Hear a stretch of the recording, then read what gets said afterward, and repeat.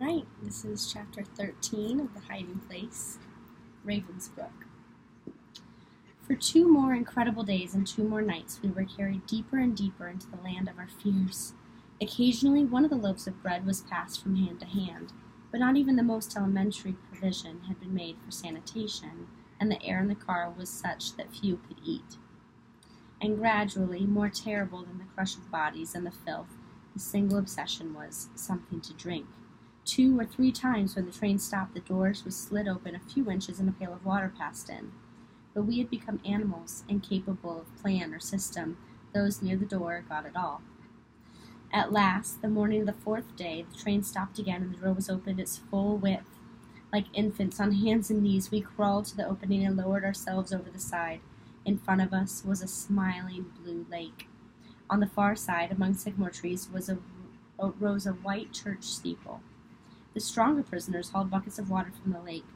We drank through cracked and swollen lips.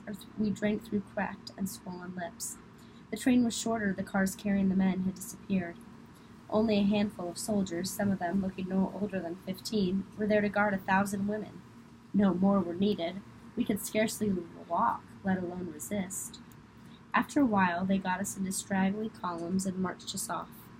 For a mile, the road followed the shore of the lake, then left it to climb a hill. I wondered if Betsy could make it to the top, but the sight of trees and sky seemed to have revived her, and she supported me as much as I her. We passed a number of local people on foot and in horse-drawn wagons. The children especially seemed wonderful to me, pink-cheeked and healthy. They returned my stares with wide-eyed interest. I noticed, however, that the adults did not look at us, but turned their heads away as we approached. From the crest of the hill we saw it, like a vast scar on the green German landscape, a city of low, gray barracks surrounded by concrete walls on which guard towers rose at intervals. In the very center, a square smokestack emitted a thin gray vapor into the sky. Ravensbrück. Like a whispered curse, the word passed back through the lines. This was the notorious women's extermination camp whose name we had heard even in Harlem. That squat concrete building, that smoke disappearing into the bright sky. No! I would not look at it. As Betsy and I stumbled down the hill, I felt the Bible bumping between my shoulder blades. God's good news. Was it to this world he had spoken it? Now we were close enough to see the skull and crossbones posted at intervals along the wall to warn of electrified wiring along the top. The massive iron gates swung in, we marched between them. Acres of soot-gray barracks stretched ahead of us. Just inside the wall was a row of waist-high water spigots. We charged them, thrusting hands, arms, legs, even heads under the streams of water washing away the stench of the boxcars. A squad of women guards in dark blue uniforms rushed at us, hauling and shouting, swinging their short, hard crops. At last they drove us back from the faucets and herded us down an avenue between the barracks. This camp appeared far grimmer than the one we had left. At least in marches about Vought we had caught the sight of fields and woods. Here every vista ended in the same concrete barrier. The camp was set down in a vast, man-made valley rising on either side to those towering wire-topped walls. At last we halted. In front of us a vast canvas tent roof, no size, covered an acre or more of straw-strewn ground. Betsy and I found a spot on the edge of this area and sank gracefully down. Instantly we were on our feet again. Lice! The straw was literally alive with them. We stood for a while, clutching blankets and pillowcases well away from the infested ground, but at last we spread our blankets over the squirming straw and sat on them. Some of the prisoners had brought scissors from Vought. Everywhere beneath the huge tent, women were cutting one another's hair. A pair was passed to us. Of course we must do the same. Long hair was folly in such a place. But as I cut Betsy's chestnut waves, I cried. Toward evening there was a commotion at one end of the tent. A line of SS guards was moving across it, driving women out from under the canvas. We scrambled to our feet and snatched up our blankets as they bore down upon us. Perhaps 100 yards beyond the tent, the chase stopped. We stood about, uncertain what to do. Whether a new group of prisoners had arrived or what the reason was for driving us from the tent, no one knew. Women began spreading their blankets on the hard cinder ground. Slowly it dawned on Betsy and me that we were to spend the night here where we stood. We laid my blanket on the ground, stretched out side by side, and pulled hers over us. The night is dark, and I am far from home. Betsy's sweet soprano was picked up by voices all around us. Lead thou me on. We were waked up sometime in the middle of the night by a clap of thunder and a deluge of rain. The blankets soaked through, and the water gathered in puddles beneath us. In the morning, the field was a vast sodden swamp. Hands, clothes, and faces were black from the cinder mud. We were still wringing water from our blankets when the command came to line up for coffee. It was not coffee, but a thin liquid of approximately the same color, and we were grateful to get it as we shuffled double file past the makeshift field kitchen. There was a slice of black bread for each prisoner, too, then nothing more until we were given a ladle of turnip soup and a small boiled potato late in the afternoon. In between, we were kept standing at rigid attention on the soggy parade ground where we had spent the night. We were near one edge of the huge camp here, close enough to the outer wall to see the triple row of electric wires running along the top. 2 entire days we spent this way, stretching out again the second night right where we stood. It did not rain again, but the ground and blankets were still damp. Betsy began to cough. I took Nolly's blue sweater from my pillowcase, wrapped it around her, and gave her a few drops of the vitamin oil. But by morning she had agonizing intestinal cramps. Again and again throughout that second day she had to ask the impatient woman monitor at the head of our row for permission to go to the ditch that served as sanitary facility. It was the third night as we were getting ready to lie down again under the sky when the order came to report to the processing center for new arrivals. A 10-minute march brought us to the building. We inched along a corridor into the huge reception room, and there, under the harsh ceiling lights, we saw a dismal sight. As each woman reached a desk where some officers sat, she had to lay her blanket, pillowcase, and whatever else she carried onto a growing pile of these things. A few desks further along she had to strip off every scrap of clothing, throw them onto a second pile, and walk naked past the scrutiny of a dozen SS men into the shower room. Coming out of the shower, she wore only a thin prison dress and a pair of shoes. Nothing more. But Betsy needed that sweater. She needed the vitamins. Most of all, we needed our Bible.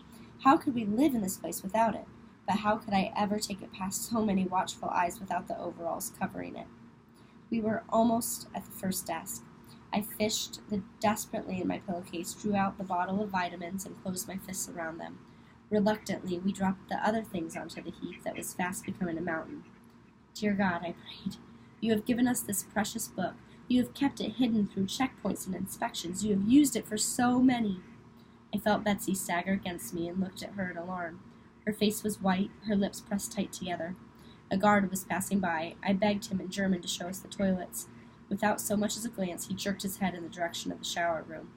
Timidly, Betsy and I stepped out of line and walked through the door of the big, dank-smelling room with its row on row of overhead spigots. It was empty, waiting for the next batch of 50 naked and shivering women to be admitted. Please, I said to the SS man guarding the door, where are the toilets? He did not look at me either. Use the drain holes, he snapped, as we stepped inside and slammed the door behind us. He slammed the door behind us. We stood alone in the room where a few minutes later we would return, stripped even of the clothes on our backs.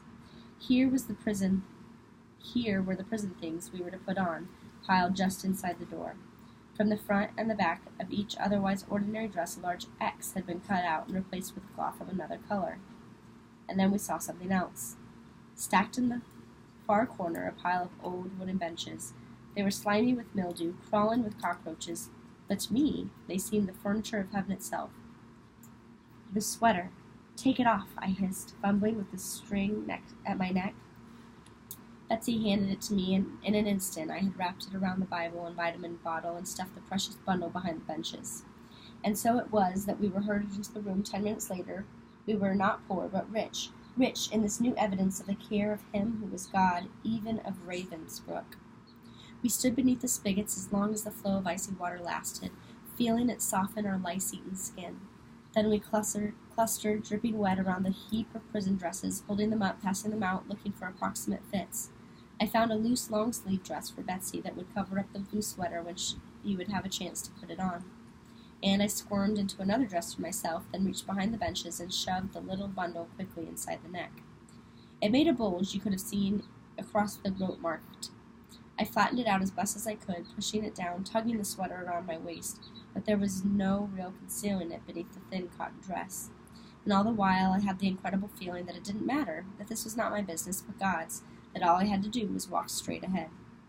As we trooped back out through the shower room door, the SS men ran their hands over every prisoner, front, back, and sides. The woman ahead of me was searched 3 times. Behind me, Betsy was searched. No hand touched me. At the exit door to the building was a second ordeal. A line of women guards examining each prisoner again. I slowed down as I reached them, but the Officerin in charge shoved me roughly by the shoulders. "Move along, you're holding up the line." And so Betsy and I arrived at Barracks 8 in the small hours of that morning, bringing not only the Bible, but a new knowledge of the power of him whose story it was. There were 3 women already asleep in the bed assigned to us. They made room for us as best they could, but the mattress sloped, and I kept sliding to the floor. At last, all 5 of us lay sideways across the bed and managed to get shoulders and elbows arranged. The blanket was a poor, threadbare affair compared with the ones we had given up, but at least the overcrowding produced its own warmth. Betsy had put on the blue sweater beneath her long-sleeved dress, and wedged now between me and the others, her shivering gradually subsided, and she was asleep. I lay awake a while longer, watching a searchlight sweep the rear wall in long regular arcs, hearing the distant calls of soldiers patrolling the walls. Morning roll call at Ravensbrück came half an hour earlier than at Vought. By 4:30 a.m., we had been standing outside in the black pre-dawn chill, standing at parade attention in blocks of 100 women, 10 wide, 10 deep. Sometimes, after hours of this, we would gain the shelter of the barracks, only to hear the whistle. "Everybody back! Everybody out! Fall in for roll call!" Barracks 8 was the quarantine compound. Next to us, perhaps as a deliberate warning for newcomers, were located the punishment barracks. From there, all day long and often into the night, came the sound of hell itself. They were not the sounds of anger or of any human emotion, but of a cruelty altogether detached, blows landing in regular rhythm, screams keeping the pace. We would stand in our 10 deep ranks, with our hands trembling at our sides, longing to jam them against our ears to make the sounds stop. The instant of dismissal, we would mob the door of Barracks 8, stepping on each other's heels in our eagerness to get inside, to shrink the world back to the understandable proportions. It grew harder and harder. Even with these 4 walls, there was too much misery, too much seemingly pointless suffering. Every day, something else failed to make sense. Something else grew too heavy. Will you carry this too, Lord Jesus? But as the rest of the world grew stranger, one thing became increasingly clear, and that was the reason the 2 of us were here. Why others should suffer, we were not shown. As for us, from morning until lights out, whenever we were not in ranks or for roll call, our Bible was the center of the ever-widening circle of help and hope. Like waifs clustering around a blazing fire, we gathered about it, holding out our hearts to its warmth and light. The blacker the night around us grew, the brighter and truer and more beautiful burned the word of God. Who shall separate us from the love of Christ? Shall tribulation or distress or persecution or famine or nakedness or peril or sword? Nay, in all these things we are more than conquerors through him that loved us. I would look about as Betsy read, watching the light leap from face to face. More than conquerors. It was not a wish, it was a fact. We knew it. We experienced it minute by minute. Poor, hated, hungry. We were more than conquerors. Not we shall be, we are. Life in Ravensbrück took place on 2 separate levels, mutually impossible. One, the observable, external life, grew every day more horrible. The other, the life we lived with God, grew daily better, truth upon truth, glory upon glory. Sometimes I would slip the Bible from its little sack with hands that shook, so mysterious had it become to me. It was new, it had just been written. I marveled sometimes that the ink was dry. I had believed the Bible always, but reading it now had nothing to do with belief. It was simply a description of the way things were, of hell and heaven, of how men act and how God acts. I read 1,000 times the story of Jesus' arrest, how soldiers had slapped him, laughed at him, flogged him. Now such happenings had faces and voices. Fridays, the recurrent humiliation of medical inspection. The hospital corridor in which we waited was unheated, and the fall chill had settled into the walls. Still, we were forbidden to even wrap ourselves in our own arms, but had to maintain our erect, hands-at-side positions as we filed slowly past the phalanx of grinning guards. How there could have been any pleasure in the sight of these stick-thin legs and hunger-bloated stomachs I could not imagine. Surely there was no more wretched sight than the human body unloved and uncared for. Nor could I see the necessity for complete undressing. When we finally reached the examining room, the doctor looked down each throat, another, a dentist presumably, at our teeth, a third in between each finger, and that was all.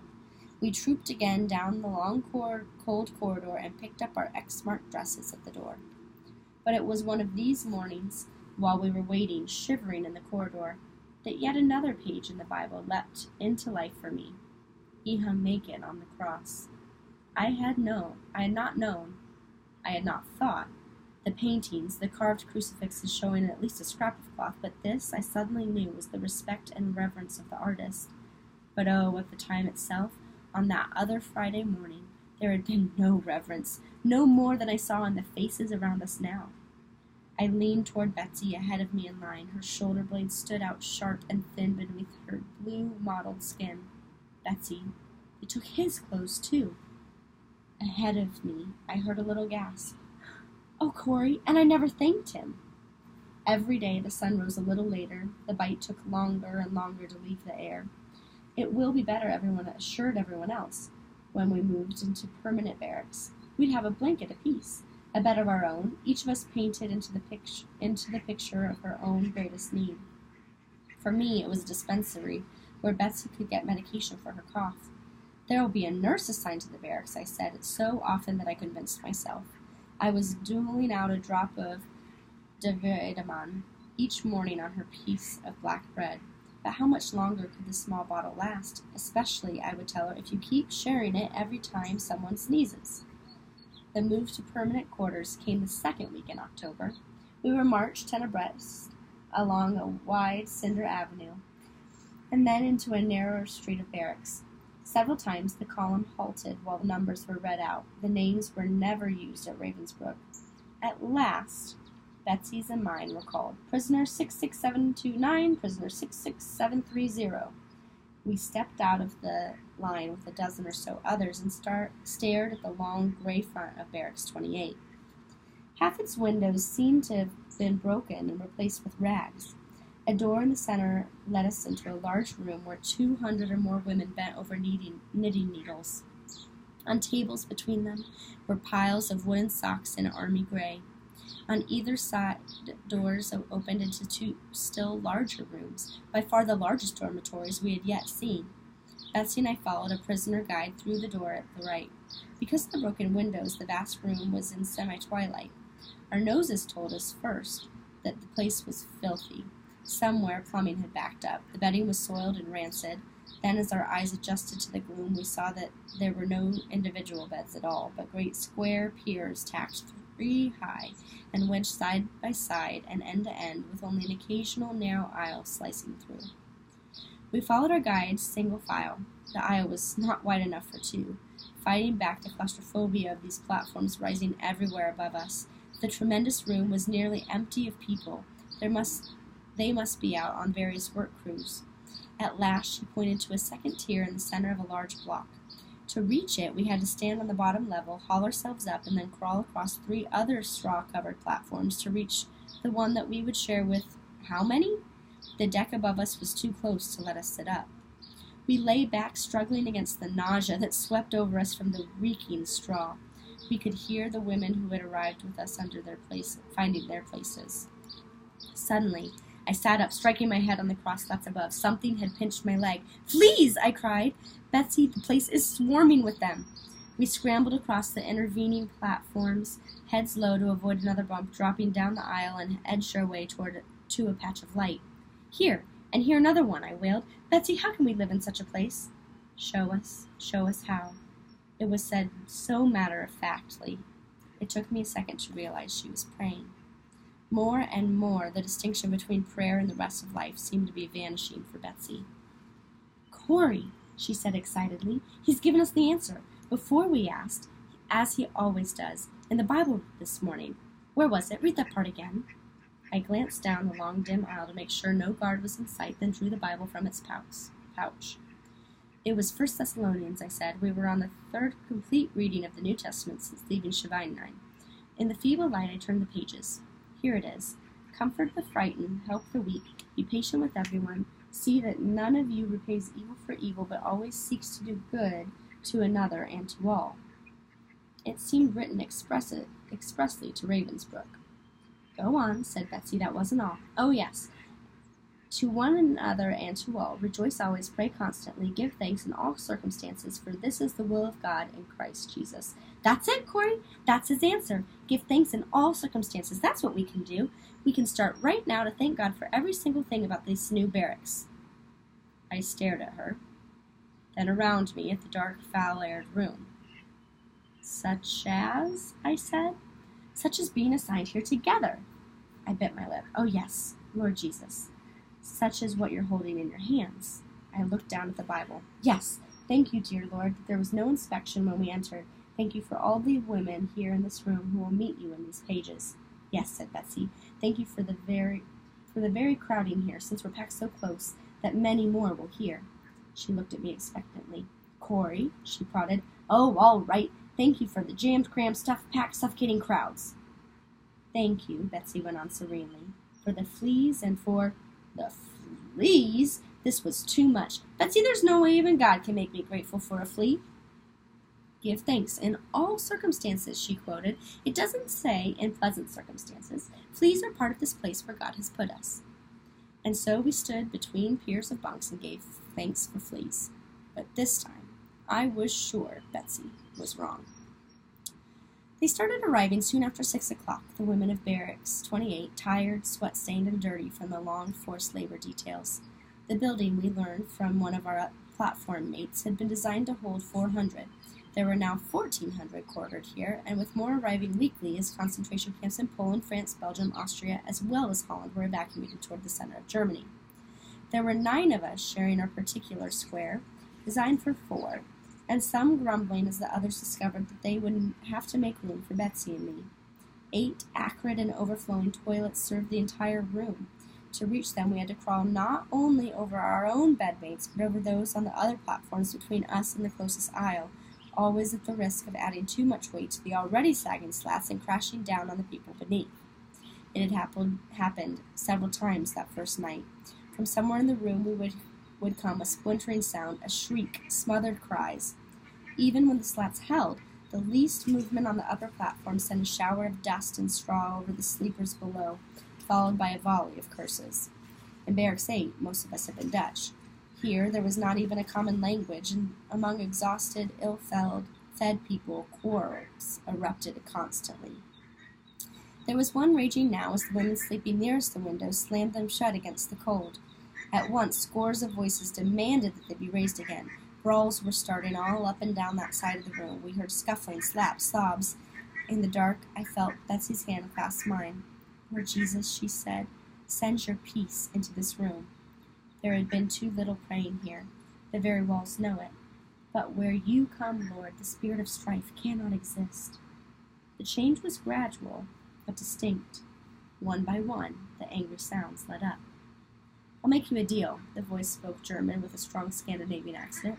You can sleep in here where it's warmer, and I'll take your place by the window. Add your lice to my own, but there was a chuckle in the answer. No thanks. I'll tell you what, the third voice had a French burr. We'll open them halfway. That way we'll be only half frozen, and you'll be only half smothered. A ripple of laughter widened around the room at this. I lay back on the sour straw and knew there was one more circumstance for which I could give thanks. Betsy had come to Barracks 28. Roll call came at 4:40 a.m., here as it had in the quarantine. A whistle roused us at 4, when without even shaking the straw from our closing hair, the stampede began for the ration of food and coffee, or bread and coffee in the center room. Last comers found none. The count was made in the Lagerstrasse, the wide avenue leading to the hospital. There we joined the occupants of other barracks, some 35,000 at that time, stretching out of sight in the pale glow of the street lamps, feet growing numb on the cold cinder ground. After roll call, work crews were called out. For weeks, Betsy and I were assigned to the Siemens factory. This huge complex of mills and railroad terminals was a mile and a half from the camp. The Simmons Brigade, several thousands of us, marched out the iron gates beneath the charged wires into the world of trees and grass and horizons. The sun rose as we skirted the little lake. The gold of the late fall fields lifted our hearts. The work at Simmons, however, was sheer misery. Betsy and I had to push a heavy hand cart to railroad siding where we unloaded large metal plates from the boxcar and wheeled them to a receiving gate at the factory. The grueling workday lasted 11 hours. At least at noontime we were given a boiled potato and some thin soup. Those who worked inside the camp had no midday meal. Returning to camp, we could barely lift our swollen and achy legs. The soldiers patrolling us bellowed and cursed, but we could only shuffle forward inches a step. I noticed again how the local people turned their eyes another way. Back at the barracks, we formed yet another line. Would there never be an end to columns and waits? To receive our ladle of turnip soup in the center room. Then, as quickly as we could, for the press of people. Betsy and I made our way to the rear of the dormitory where we held our worship service. Around our platform area, there was not enough light to read the Bible, but back here, a small light bulb cast a wan yellow circle on the wall, and here an even larger group of women gathered. They were services like no others these times at Barracks 28. A single meeting night might include a recital of the Magnificat in Latin by a group of Roman Catholics, a whispered hymn by some Lutherans, and a sotto voce chant by Eastern Orthodox women. With each moment, the crowd around us would swell, packing the nearby platforms, hanging over the edges until the light, high structures groaned and swayed. At last, either Betsy or I would open the Bible because only the Hollanders could understand the Dutch text. We would translate aloud in German, and then we would hear the life-giving words pass back along the aisles in French, Polish, Russian, Czech, and back into Dutch. There were little previews of heaven, these evenings beneath the light bulb. I would think of Harlem, each substantial church set behind its wrought iron fence and its barrier of doctrine, and I would know that in darkness God's truth shines most clear. At first, Betsy and I called these meetings with great timidity, but as night after night went by and no guard ever came near us, we grew bolder. So many now wanted to join us that we held a second service after every evening roll call. There, on the Lagerstrasse, we were under rigid surveillance, guards in their warm wool capes marching constantly up and down. It was the same in the center room of the barracks, half a dozen guards or camp police always present. Yet in the large dormitory room, there was almost no supervision at all. We did not understand it. Another strange thing was happening. The divitamin bottle was continuing to produce drops. It scarcely seemed possible, so small a bottle, so many doses a day. Now, in addition to Betsy, a dozen others in our peer were taking it. My instinct was always to hoard it. Betsy was growing so very weak, but the others were ill as well, and it was hard to say no to eyes that burned with fever, hands that shook with chill. I tried to save it for the very weakest, but even these soon numbered 15, 20, 25, and still, every time I tilted the little bottle, a drop appeared at the tip of the glass stopper. It just couldn't be. I held it up to the light, trying to see how much was left, but the dark brown glass was too thick to see through. There was a woman in the Bible, Betsy said, whose oil jar was never empty. She turned it to the book of Kings, the story of the poor widow of Zarephath, who gave Elijah a room in her house. The jar of meal wasted not, neither did the curse of oil fail, according to the word of Jehovah, which he spoke by Elijah. Well, but wonderful things happened all through the Bible. It was one thing to believe that such things were possible thousands of years ago, another to have it happen to us, or now, to us, this very day. And yet it happened this day, and the next, until an odd little group of spectators stood around us watching the drops fall onto the daily rations of bread. Many nights I lay awake in the shower of straw dust from the mattress above, trying to fathom the marvel of supply lavished upon us. Maybe, I whispered to Betsy, only a molecule or two really gets through that little pinhole, and then in the air it expands. I heard soft laughter in the dark. Don't try too hard to explain it, Corrie. Just accept it as a surprise from a father who loves you.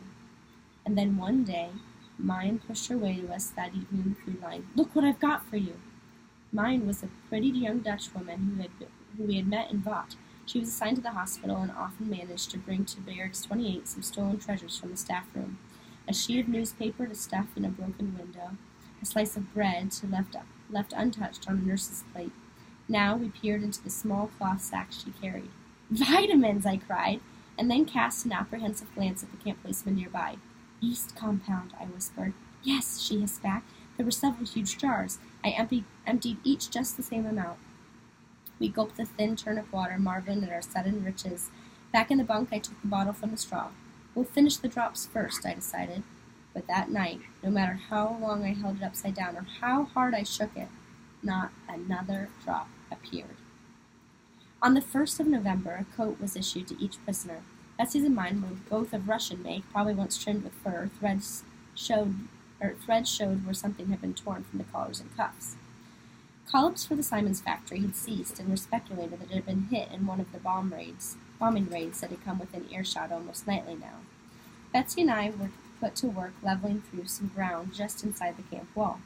This, too, was back-breaking labor. Sometimes I bent to lift a load, my heart cramped strangely. At night, spasms of pain gripped my legs. But the biggest problem was Betsy's strength. One morning, after a hard night's rain, we arrived to find the ground sodden and heavy. Betsy had never been able to lift much. Today her shovels full were microscopic, and she stumbled frequently as she walked to the low ground where we dumped the loads. "Schneller!" a guard screamed at her. "Can't you go faster?" Why must they scream? I wondered as I sank my shovel into the black muck. Why couldn't they speak like ordinary human beings? I straightened slowly, the sweat drying on my back. I was remembering where we had first heard this maniac sound, Reye, in Tante John's rooms. A voice coming from the shell-shaped speaker, a scream lingering in the air even after Betsy had leapt to shut it off. "Loafer! Lazy swine!" The guard snatched Betsy's shovel from her hands and ran from group to group of the digging crew, exhibiting the handful of dirt that was all Betsy had been able to lift. "Look what Madame Baroness is carrying. Surely she will overexert herself." The other guards and even some of the prisoners laughed. Encouraged, the guard threw herself onto the parody of Betsy's faltering walk. A male guard was with our detail today, and in the presence of a man, the women guards were always animated. As the laughter grew, I felt a murderous anger rise. The guard was young and well-fed. Was it Betsy's fault that she was old and starving? But to my astonishment, Betsy too was laughing. "That's me, all right," she admitted. "But you'd better not let me totter along with my little spoonful, or I'll have to stop altogether." The guard's plump cheeks went crimson. "I'll decide who's to stop." And snatching the leather crop from her belt, she slashed Betsy across the chest and neck. Without knowing what I was doing, I had seized my shovel and rushed at her. Betsy stepped in front of me before anyone had seen. "Corrie," she pleaded, dragging my arm to my side. "Corrie, keep working." She tugged the shovel from my hand and dug it into the mud. Contemptuously, the guard tossed Betsy's shovel toward us. I picked it up, still in a daze. A red stain appeared on Betsy's collar. A welt began to swell on her neck. Betsy saw where I was looking and laid a burn-thin hand over the ship mark. "Don't look at it, Corrie. Look at Jesus only." She drew away her hand. It was sticky with blood. In mid-November, the rain started in earnest. Chill, drenching, day-long downpours that left beads of moisture even on the inside walls. The Lagerstrasse was never dry now. Even when the rain let up, deep puddles stood in the road. We were not allowed to step around them as the ranks were formed, and often we stood in water up to our ankles, and at night the barracks reeked with rotting shoe leather. Betsy's cough began to bring up blood. We went to sick call at the hospital, but the thermometer registered only 102, not enough to admit her to the wards. Alas, for my fantasies of a nurse and a dispensary in each barracks. This large bare room in the hospital was where all the sick in the camp had to assemble, often standing outside in the rain for hours just to get through the door. I hated the dismal place full of sick and suffering women, but we had to go back again and again, for Betsy's condition was growing worse. She was not repelled by the room as I was. To her it was simply a setting in which to talk about Jesus, as indeed was every place else. Wherever she was, at work, in the food line, in the dormitory, Betsy spoke to those around her about his nearness and his yearning to come into their lives. As her body grew weaker, her faith seemed to grow bolder, and sick call was such an important place, Corrie. Some of the people are just at the threshold of heaven. At last, one night, Betsy's fever registered over the required 104. There was another long wait until a nurse appeared to lead her and half a dozen others to the hospital proper. I stayed with them as far as the door to the ward, then made my way slowly back to the barracks. As usual, I stood in the door of the dormitory. It reminded me almost of an anthill. Some women were already asleep after a long workday, but most were stirring about, some waiting for the turn of the toilets, others picking lice off themselves and their neighbors. I twisted and squirmed through the crowded aisles to the rear where the prayer service was just ending. Nights when Betsy and I reported to sick call, we left the Bible with Mrs. Wheelmaker, a saintly Roman Catholic woman from the Hague who could render the Dutch words in German, French, Latin, or Greek. Women crowded around me asking after Betsy. How was she? How long would she have to stay? Lights out blue and the scramble into the bunks began. I hoisted myself to the middle tier and crawled across those already in place. What a difference since Betsy had come into this room. Where before this had been a moment for scuffles and cursing, tonight the huge dormitory buzzed with "Sorry, excuse me," and "No harm done." I found our section in the dark and squeezed into a spot in the middle. From the doorway a searchlight swept the room, lingering on blocks where anything stirred. Someone's elbow dug into my back, another woman's feet were 2 inches from my face. How was it possible, packed so close, to be so utterly and miserably alone? That's the end of chapter 13.